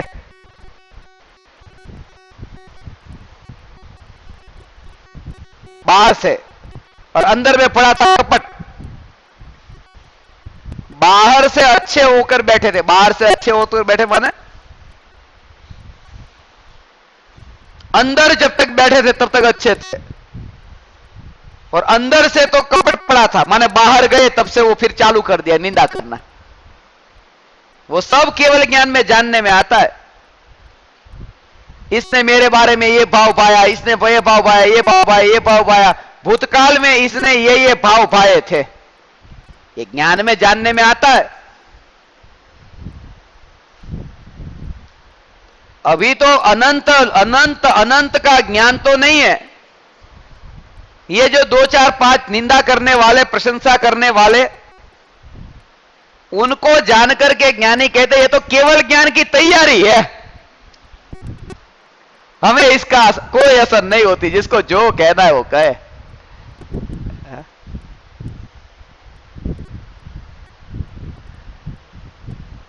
मेरी नजर के सामने जो पाप होता है मैं कैसे बैठू छू? नगर में, शहर में जो पाप होते हैं बंद दीवार में होते, 4 दीवार के अंदर, और जंगल में जो पाप होते वो खुलेआम होते।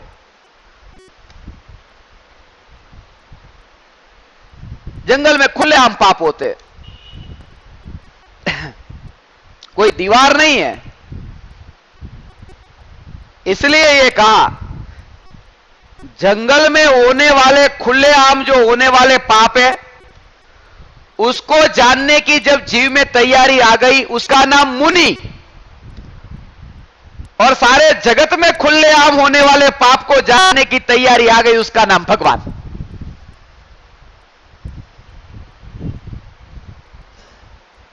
इसलिए अभी नजर के सामने होता है मगर तू तेरा स्वरूप याद रख कि तू जानने वाला है और कुछ नहीं है।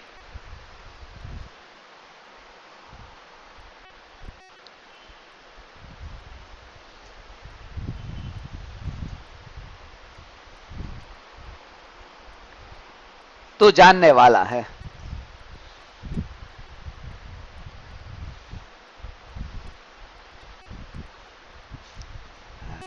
जानना स्वभाव है, राग द्वेष करना विभाव है। इसलिए जानने का निषेध मत करना कि जानता नहीं है, जानता नहीं है, जानता नहीं है। जानता है मगर उसमें जो जानना है वो जानना मेरा स्वभाव है, वो उसका नहीं है जिसको जानता है। वो मेरा स्वभाव है, मैं उसके बाहर कहीं गया नहीं। छोटा बच्चा है,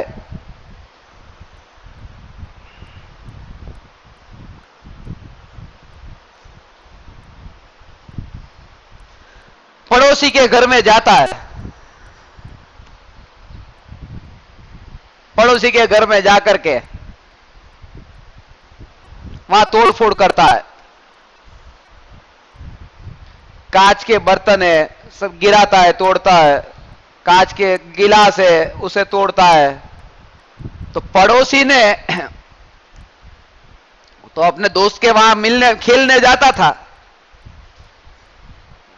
दोस्त की जो मम्मी थी वो इसकी मम्मी के वहां आई शिकायत लेकर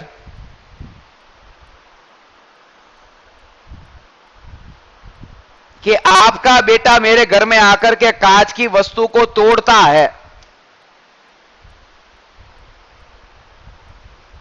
कुछ बोलना उसको। वो चले गए। बेटा आया घर पे आया और मां ने कहा, बेटा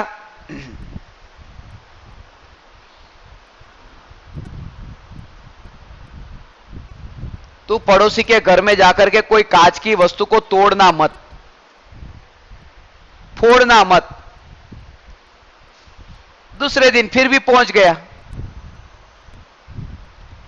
और पहुंच करके वहां पर फिर तोड़ने लगा, फोड़ा, फिर शिकायत आई। फिर मां ने क्या कहा,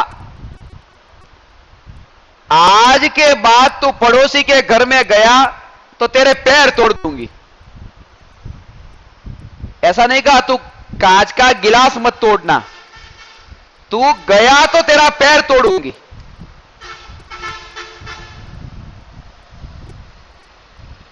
क्यों? जाए उसमें कोई दिक्कत नहीं थी, जाने में कोई दोष नहीं है, जाए अपने दोस्त के वहां जाए तो जाने में तो कोई दिक्कत नहीं है, जाकर के वो तोड़फोड़ करता है वो दिक्कत है। पड़ोसी के घर में जाना यह दोष नहीं है, पड़ोसी के घर में तोड़फोड़ करना दोष है। पर को जानना यह दोष नहीं है, पर में राग द्वेष करना यह दोष है। मगर जैसे मां को पता है कि मेरा बेटा पड़ोसी के घर में जाएगा तो तोड़फोड़ करेगा, इसलिए मां पहले से ही कह दी अब तू जाएगा नहीं। ऐसे ही सदगुरु को पता है कि यह जो मेरा शिष्य है वो पर को जानने जाएगा तो राग द्वेष करेगा, इसलिए कहा कि तू पर को जानने ही मत जा, अपने को जान। भले तेरा स्वभाव जानने का है, मगर तू जानता है तो राग द्वेष करता है, इसलिए तू जानने भी मत जा, तो अपने में रह।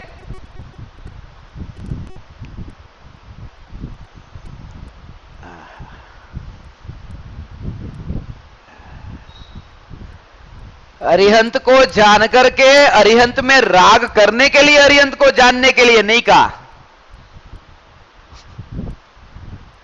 ये जो कहा ना अरिहंत को जानता है, और हमारी नजर में यही है कि जब तक वो राग का भाव नहीं हो तब तक जाना कैसे? राग होता है तभी मानते हैं। एक व्यक्ति मेरी नजर के सामने आया, मेरी नजर के सामने आकर उसने मुझे पूछा, मुझे जाना आपने? मैं चुपचाप ऐसे बैठे रहा और उनको जानता रहा। दोबारा उन्होंने पूछा, जाना आपने? तो मैं तो कुछ भी कोई रिएक्शन नहीं, ऐसे ही बैठा रहा। तो उन्होंने क्या कहा मालूम है? उन्होंने कहा, आपने मुझे जाना नहीं लगता है, ऐसा आपने मुझे पहचाना नहीं, ओळखाण पड़ी नहीं लगती। ओळखाण पड़ी हुई तो आम उभा थी जाए, अरे अरे तमे तमे। अज्ञानी ऐसा मानता है कि राग जब तक नहीं होगा तब तक जाना कैसे?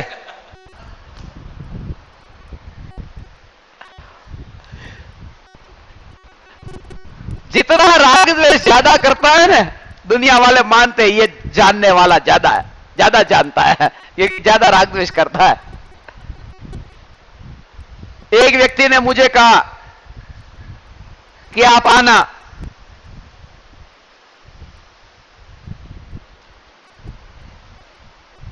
मुझे आप पर इतना भरोसा है, आप आना, आज एक नई गाड़ी खरीदना है।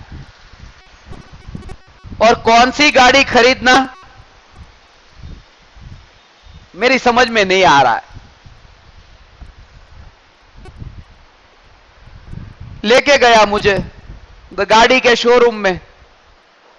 बड़ी बड़ी गाड़ी भी थी, छोटी गाड़ी भी थी।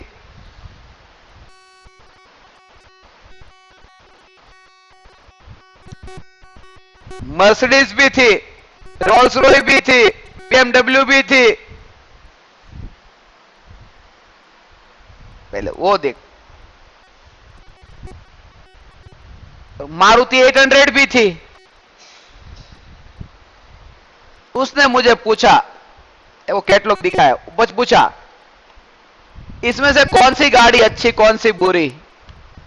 मैंने कहा सब पुद्गल है, कोई भेद नहीं है, सब पुद्गल है। बोले ये अज्ञानी को कहां लेके आया, इनको मैं कहां लेके आया।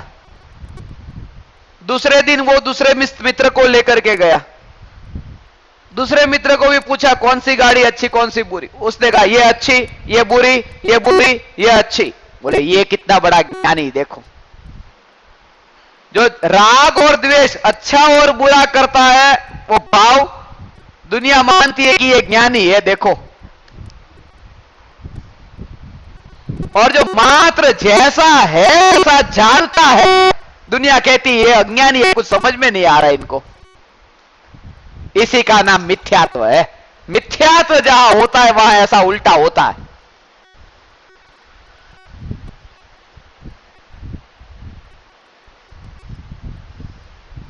मिथ्यात्व इसका नाम है।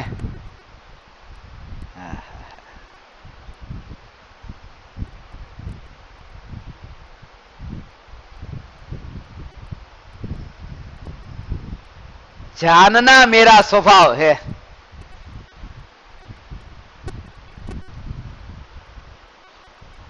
जगत सारा मेरे ज्ञान का ज्ञेय है। मेरा जगत के साथ संबंध क्या है? संबंध है। सारे जगत के साथ में मेरे आत्मा का ये क्या संबंध है? मेरा क्या संबंध है? उस संबंध का नाम है ज्ञाता ज्ञेय संबंध। कि मैं हूं ज्ञाता और सारा जगत है ज्ञेय, ज्ञान का। तो आत्मा का सारे जगत के साथ जो संबंध हुआ ना, उस संबंध का नाम ज्ञाता ज्ञेय संबंध। मगर वो संबंध ऐसा है कि कोई संबंध नहीं है, ये बताने वाला ये संबंध है। ज्ञान का ज्ञेय बनना ये कोई संबंध है नहीं, ये कहने मात्र का है। रास्ते से जा रहे थे,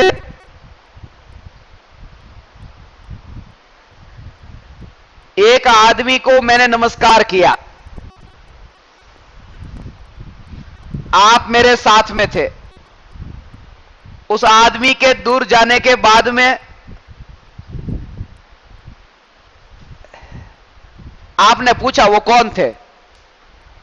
मैंने कहा मैं नहीं जानता, मैं नहीं जानता उनको। बोले क्या मजाक कर रहे हो? आपने हाथ जोड़ा, प्रणाम किया और कहते हो मैं नहीं जानता। मैंने कहा मैं नहीं जानता। बोले ऐसा कैसे हो सकता है? जानते नहीं हो और प्रणाम किया, ऐसा कोई करता है? मैंने उनको कहा मंदिर में जाकर के रोज भगवान को प्रणाम नहीं करते हो? जानते कहां हो? बिना जाने ही तो प्रणाम करते हो।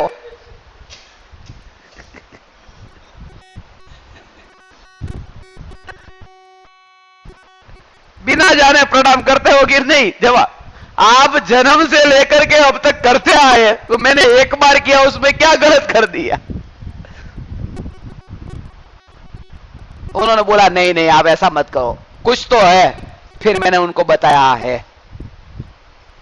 बोले बताओ क्या रिश्ता है आपका उसके साथ, क्या संबंध है उसके साथ? मैंने उनको बताया। एक बार मैं मुंबई से अहमदाबाद आ रहा था और ट्रेन में बैठा था और मेरे सामने वाली बिल्कुल सीट पर ये भाई साहब बैठे थे। तो लगातार 8 घंटे तक ये भाई साहब मेरे ज्ञान का ज्ञेय बनते रहे। मैं था ज्ञाता और वे थे ज्ञेय, बस ये संबंध है। बोले ये तो कोई संबंध थोड़ी होता है। तो ठीक बैठ, बस तो ऐसा ही है। सारे जगत के साथ में इस आत्मा का क्या संबंध? आत्मा का जगत के साथ क्या संबंध? आत्मा है ज्ञाता और जगत है ज्ञेय। जब ज्ञाता ज्ञेय संबंध बताया, इसका मतलब यह नहीं कि कोई मामा है, चाचा है, वो सीधा जानने में आया है और मैंने उनको जाना है। इसलिए अरिहंत को जो जानता है, उसका अर्थ यह नहीं है कि अरिहंत में अपनापन करता है, अरिहंत में लीन हो जाता है। अरिहंत को जानता है, वो जान करके वो ऐसा जानता है कि ऐसा स्वरूप मेरा है। सिर्फ इसलिए अरिहंत को जानता है।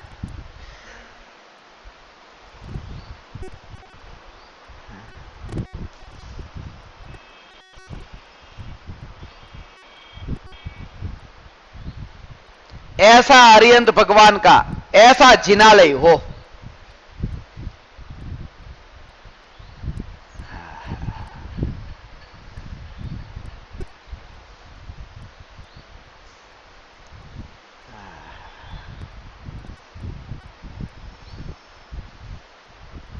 कोई पक्षपात नहीं, कोई भेद नहीं।